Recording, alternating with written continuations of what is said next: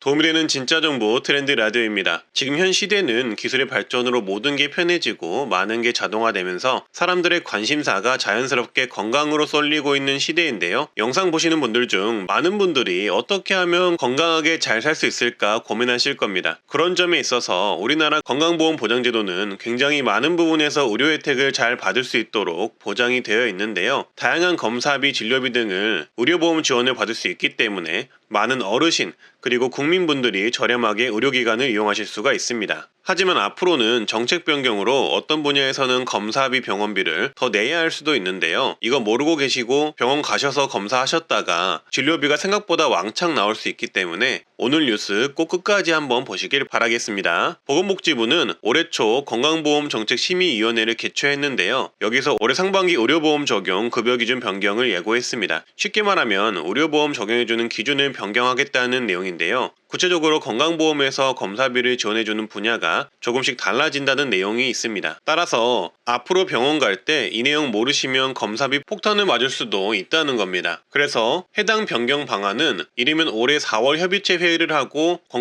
건강보험정책심의위원회를 거쳐 이르면 상반기 또는 하반기에 확정할 계획이라고 합니다. 그래서 어떤 부분이 변경이 되는지, 어떤 부분에 있어서 의료보험 혜택을 받을 수 없는지에 대해서 알려드릴 텐데요. 꼭 알고 계셔서 주변 가족, 지인분들에게 공유해 주시면 되겠습니다. 보건복지부에 따르면 의료보험 지원이 변경되는 검사비 항목은 대표적으로 MRI와 초음파가 지적이 되었는데요. 초음파와 MRI 검사는 원래 암 등 중증 질환에 대해서만 건보료 적용을 했었지만 다들 아시다시피 2017년 8월부터 건강보험 보장성 강화 대책에 따라 일반 질환 의심까지 대폭 확대가 되었습니다. 그래서 병원비 부담이 크셨던 분들도 초음파와 MRI 검사비 비용 부담을 줄일 수 있었는데요. 그 결과로 지난해 상반기까지 국민 4,500만 명이 검사비 의료보험 적용을 받아서 21조 3천억 원의 의료비 경감 혜택을 받았다고 합니다. 따라서 좋은 정책인 것은 맞는데 이렇게 정책 변경을 하는 이유는 과잉 이용을 하시는 분들이 있어서 변경을 한다고 하는데요. 보건복지부는 이런 의료 서비스의 과잉 이용 문제를 해결하고자 이 병원비 검사비 부분을 개선한다고 합니다. 사례를 통해서 말씀드리자면 MRI와 초음파와 같은 의료 서비스 과잉 이용이 있는데요. 예를 들어 A씨는 두통과 어지럼증이 있어서 신경학적 검사를 받았는데 이상이 없었음에도 불구하고 명확한 사유 없이 두 가지 종류의 뇌와 뇌혈관 MRI 촬영을 받았다고 합니다. 또 다른 예로는 두통 증상만 있고 뇌질환 등 수술 치료 기록이 없는데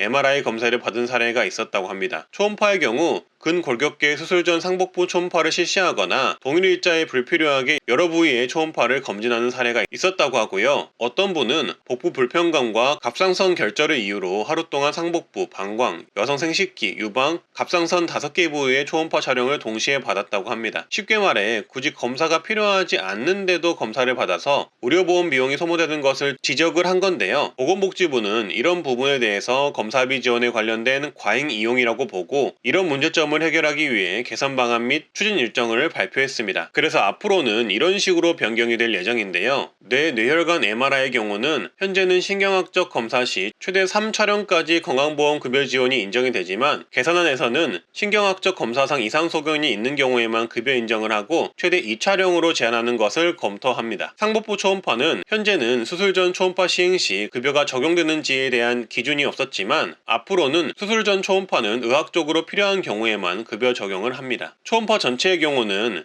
현재는 동일 날짜에 여러 부위를 불필요하게 동시검사하더라도 검사비 급여 지원이 되었지만 앞으로는 동일 날짜에 여러 부위 촬영을 하게 되면 최대 산정 가능 개수를 제한하는 기준을 마련한다고 합니다. 따라서 쉽게 말해 앞으로는 이런 초음파나 MRI 검사비 지원을 받으려면 관련 기준이 더욱 강화되었다고 보시면 되겠습니다. 그래서 관련 기준이 개정이 되면 초음파나 MRI 검사를 선택하실 땐 비용을 고려하여서 신중하게 선택하셔야 한다는 내용 말씀드리고요. 그리고 추가적인 건강보험 변경 내용으로는 외국인 또는 해외 장기 체류자의 경우 기존에는 입국하면 바로 건강보험이 적용이 되었는데 앞으로는 입국 후 6개월이 지나야 건강보험 적용이 되는 방향으로 개선한다고 하고요. 그리고 연간 365회 이상 병원 외래 진료를 받는 과다의료 이용자 같은 경우도 제한을 건다고 하는데요. 그러니까 매일매일 불필요하게 이 병원 저 병원을 다니시는 분들을 말하는 거겠죠. 이런 분들의 경우 현재 평균 20% 수준인 병원비 본인 부담금을 90%까지 올리는 방안도 검토 중이라고 합니다. 따라서 앞으로 이렇게 건강보험 적용에 있어서 이런 부분 변경이 있다는 점 꼭 참고를 해주시면 되고요. 다만 바로 시행되는 것은 아니고 말씀드렸듯 4월에 회의를 거쳐서 올해 상반기까지 방안을 내놓는다고 하니